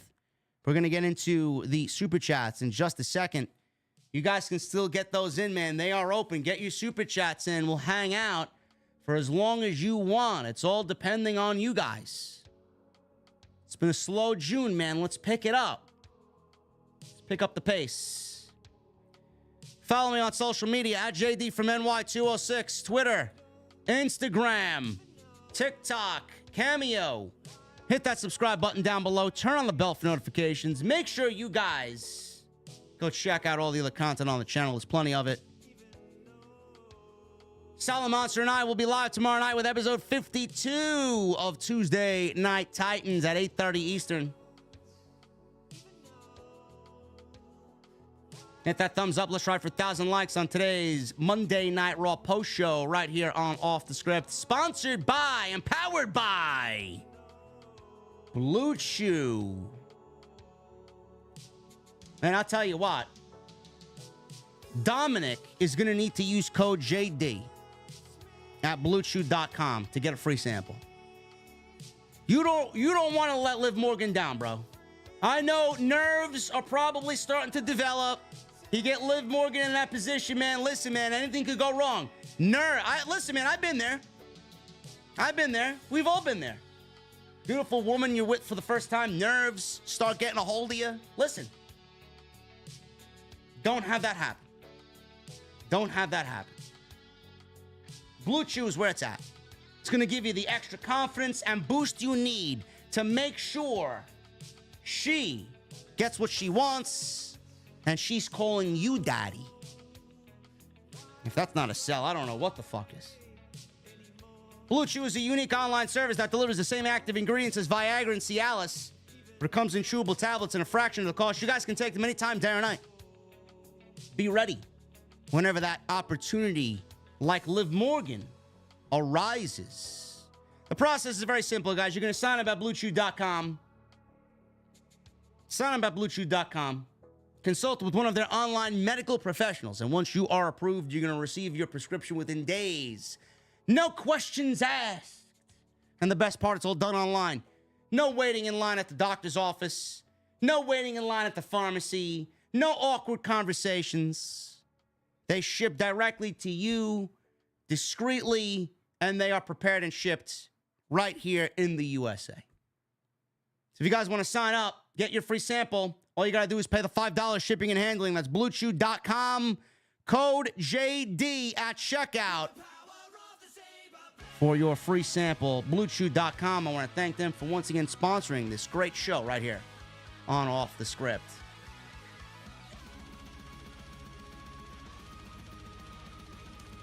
Gonna start with Michael Krause, who's always the first sitting at the bar, man, always. Michael Krause loves his first cold beverages in the venue. Good Monday, JD and OTS family. Hope life is well. It's all right. It's all right, Michael. Hopefully life is good for you too, my man. MGM Ballin with a $4.99. Really wanted Isla, Wifey, and Alba to get their chance, but they don't want their precious superheroes getting booed. Burned the titles yesterday. Yes. Absolutely.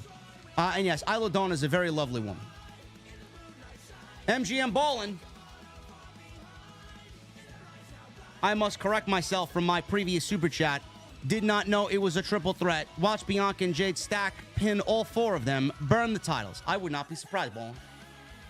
I would not be surprised. Hiru with a $5 super chat. Back-to-back weeks. Dom is nowhere to be found with the rest of Judgment Day to close the show.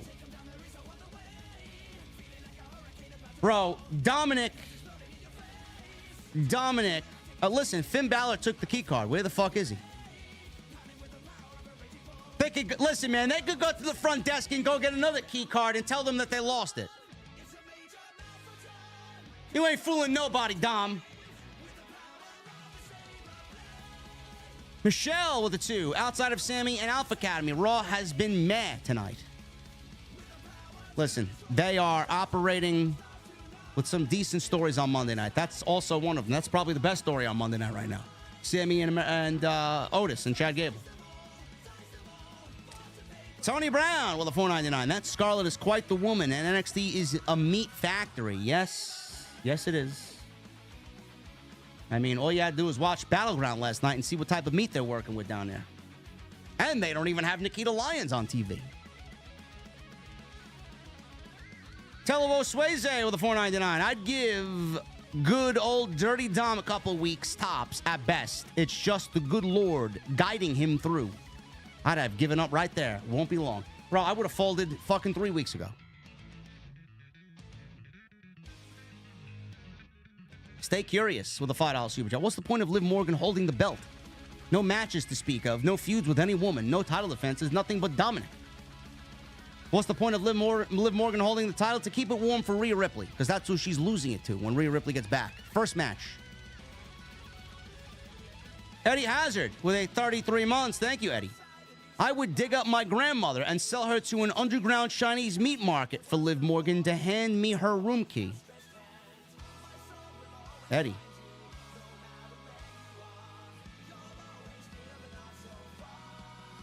Those are some lengths, Eddie. Those are some fucking hoops, I'll tell you. Corey Williams with 22 months. WWE Raw was okay. Yeah, it was all right. It's all right. Elizabeth with a 1 month. JD, you are the best in the world. I'm actually not, Elizabeth, but I appreciate the comment. Comic Things with a $1.99. Thoughts on Wesley and Javon Evans call up soon. Javon Evans is absolutely nowhere near a call up. Javon Evans needs at least 3 or 4 years down at NXT. There's no reason to call him up. None. He could be the next Ricochet. Wesley, I love Wesley. Looks like we may be getting the Rascals to back up Wesley against Gallus. Maybe. Wrestling Bro 91 with a $4.99. Punk should have made a cameo after Ricochet got destroyed and said, damn it, real glass again. No, we don't need Punk mentioning anything AEW related. He's so far above that. We don't need that. Phil with a $9.99. I respect Ricochet for betting on himself. I know that if he made a decision like this, it had to have been extremely hard. I cannot wait to follow him on the rest of his journey. Hashtag thank you, Ricochet. Yes. I agree, Phil. I respect him for making that decision as well. Skinner with a 9 months. I'm just going to say this right now. Anyone calling JD soft for his opinions on AEW, look at yourself in the mirror. 95 times out of 100, the guy is right. Appreciate that, Skinner. And I know. MGM Ballin with a $4.99. I know I'm spamming supers tonight. You can spam all you want, brother. But it feels like you're speaking directly to me right now. I gave notice on Friday because my new job starts July 8th. Listen, man, I have people very close to me that are unhappy at their work of employment and have gotten new jobs this week that they start in July for higher paying money and for people that want to work with them and help them grow. It happens in all walks of life, man.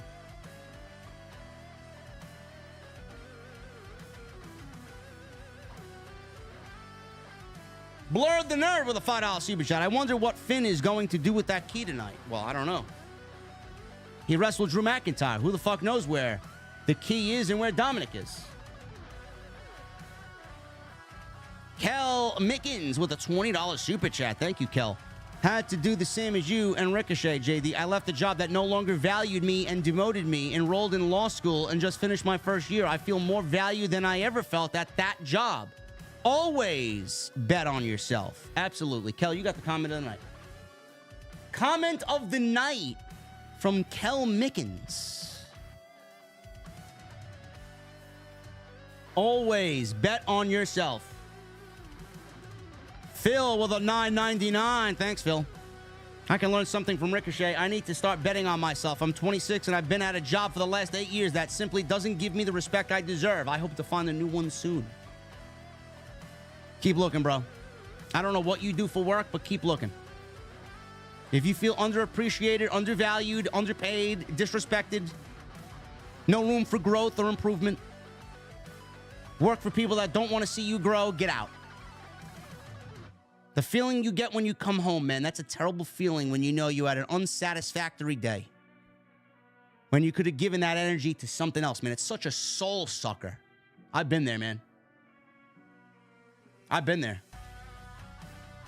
I had relationships that I ruined with people because of how I felt after I came home from that job.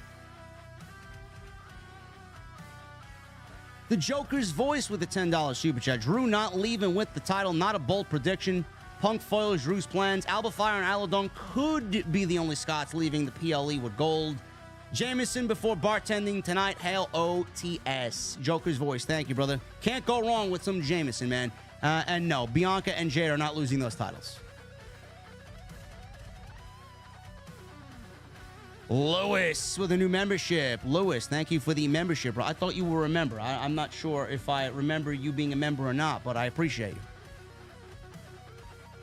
Brendan Watson with a $4.99. Toledo, Ohio is famous for a restaurant called Tony Paco's. They serve chili hot dogs.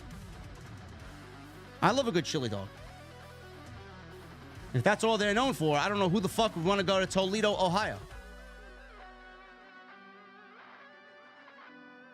Mr. Team, bring it. $1.99. Who do you think killed WCW? Whoever handed out those tremendous fucking contracts. I have not watched the documentary yet. Matthew Urban with a $10 super chat. I took my son to Raw tonight for his 10th birthday. Had a blast. Got to watch them walk through the Ricochet spot while waiting in the parking garage. Bron Breakker saw us hiding out and waved. LOL. That's great, man. That is so great. Glad you had a good time, man. It was a decent show tonight. I don't even know why I come here. Yeah, I don't know why you come here either, motherfucker. Why are you speaking up out of turn, man? I'm looking for, I'm looking for you guys. Yeah.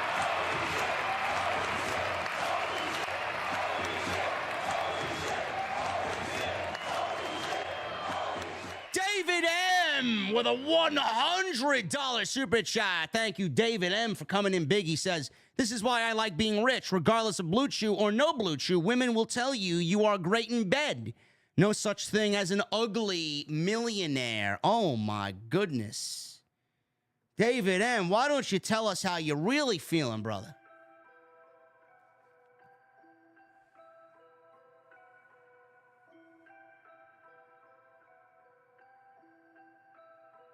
Prince Petey with a $2 super chat. That match was much needed. 3 fire emojis. I'm assuming you're talking about Breakker versus Dragunov. Yes.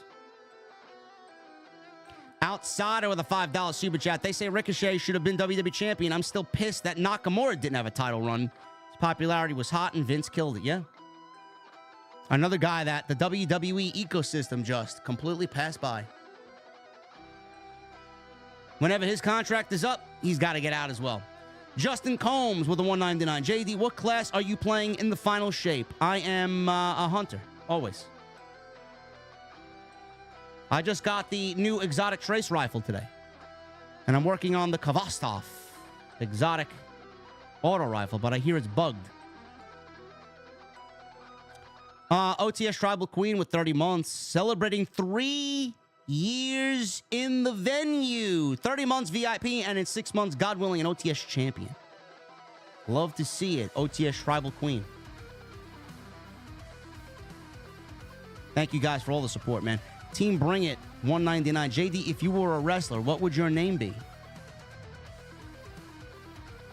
JD from NY. The amount of heat I would get. I already get enough heat.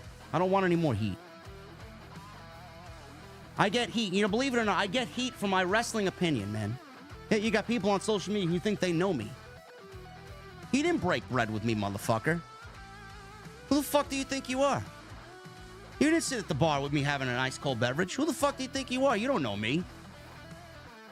These people hate me because of my wrestling opinion, man. Let that sink in. Lois with a $10 super chat. Great show, JD. Let me know when you're in AC so we can go to dinner. And we'll do that, Lois. I'm assuming I'll be in Atlantic City sometime this summer. Clone Force with a 199. Liv and Jada Parker from NXT are fucking fine. Yes, Jada Parker is a beautiful woman. Very much my type. Billy with a $5 super chat. No more sexy red, please. Can someone please answer me this question? What makes sexy red sexy? Because I ain't seeing it. All I see is unsexy red. If you listen to sexy red music, man, you're a complete brain-dead fucking idiot. Awful. Music that corrupts the youth, man. Just an awful, untalented fucking human being. I don't know how God created such an untalented, hideous-looking person. And she's got 300 million fucking downloads. 300 million fucking idiots.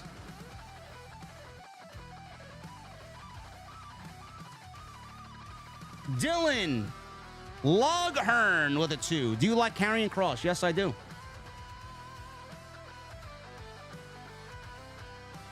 Lewis with a $5 super chat. I was a member. Apple messed up my account, so I had to go through Google. Oh, man. I'm sorry to hear that, brother.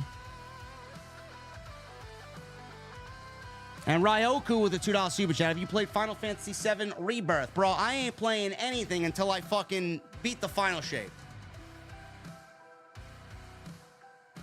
I am all Destiny 2 right now. Guys, thank you very much for all your support, man. We're going to get out of here. I got to go and play Destiny. Honestly. Thank you guys for a great Monday Night Raw tonight. Follow me on social media at JD from NY206, Twitter, Instagram, TikTok, and Cameo. Hit that subscribe button down below. Turn on the bell for notifications. Go and check out all the other content on the channel. Plenty of it. And the Solid Monster and I will be live tomorrow night with TNT episode 52 right here on Off the Script. Powered by Blue Chew. BlueChew.com. Don't hit them up. Code JD at checkout for your free sample. Until tomorrow, guys, Solid Monster and I will see you on Tuesday Night Titan. We'll see you guys tomorrow.